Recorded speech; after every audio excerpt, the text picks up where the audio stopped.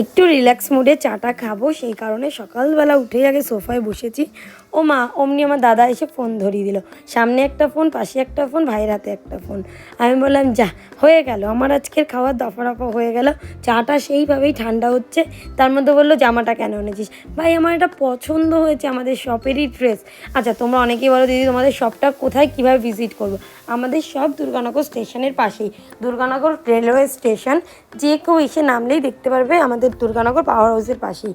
তো যাই হোক, আজকে আমি আমার মায়ের জন্য একটা পার্সেল অর্ডার করেছিলাম, একটা জুতো। খুব ভালো যে জুতোটা আমি ইউজ করি, তোমরা অনেকেই দেখেছো, একটা পিচ কালারে আমি খুব মোটা একটা জুতো পরি। আমার পায়ে যেহেতু খুব ব্যথা হয়, এই জুতো পরলে খুব ভালো লাগে। বাট ব্যাপারটা হচ্ছে এই জুতোটা মায়ের জন্য অর্ডার করেছিলাম।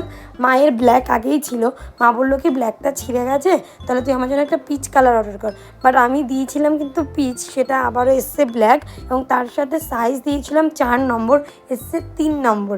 এই কারণে আমার মায়ের পায়ে খুব ছোটো হয়ে গেছে। বাট জুতোটা অনেক ভালো, আমি লিঙ্ক দিয়ে রেখেছি, দেখবে একদম ওপরটাতেই। তোমরা ওখান থেকে ক্লিক করে কিনতে পারো। এটাকে এখন এক্সচেঞ্জ করতে হবে,